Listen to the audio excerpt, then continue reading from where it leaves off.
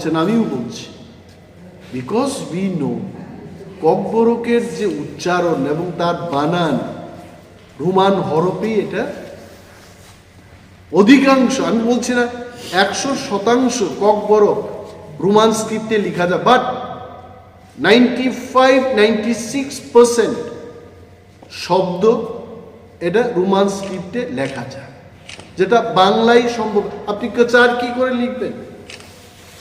লেখা যাবে।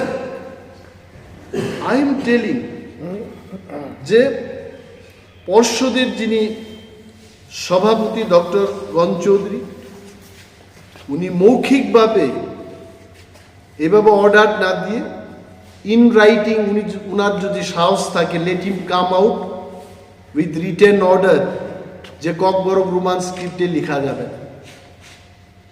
কি করছেন উনি? 15 বছর আগে থেকেই, 17 বছর আগে থেকে রোমান স্ক্রিপ্টে ছাত্রছাত্রীরা লিখছে, আর এই লোকটা ত্রিপুরা রাজ্যের শান্তি শৃঙ্খলা নষ্ট করতে চেষ্টা করছে। মানুষ ভাববে এই সভাপতি, উনি সাম্প্রদায়িক মনোভাব নিয়ে এই টিবিএসসি সংস্থাটাকে কলুষিত করতে চেষ্টা করছে। সরকারের উচিত রাজ্যের আইন শৃঙ্খলা নষ্ট হওয়ার আগে, শান্তি সম্প্রীতি যেন সুস্থভাবে রক্ষা হয়, শান্তি সম্প্রীতি নষ্ট হওয়ার আগে এই লোকটাকে এই পোস্ট থেকে অব্যাহতি দেওয়া উচিত। সুস্থ লোককে যেন সেখানে আনা। কি বলছেন উনি? Will write. এবং আপনাদের বলছি যে গত বছর এটা নিয়েও বিধানসভায় বলেছে, স্বপন কলই নামে একজন ভেনিউ সুপারভাইজার বা OSD,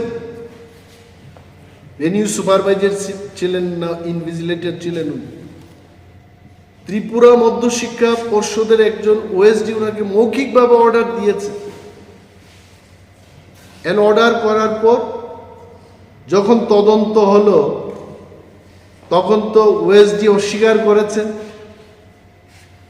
in the same manner যারা ভেনিউ সুপারভাইজার ইনভিজিলেটর থাকবেন, নির্ভয়ে আপনারা ডিউটি করুন, আমরা আপনাদের পাশে থাকব।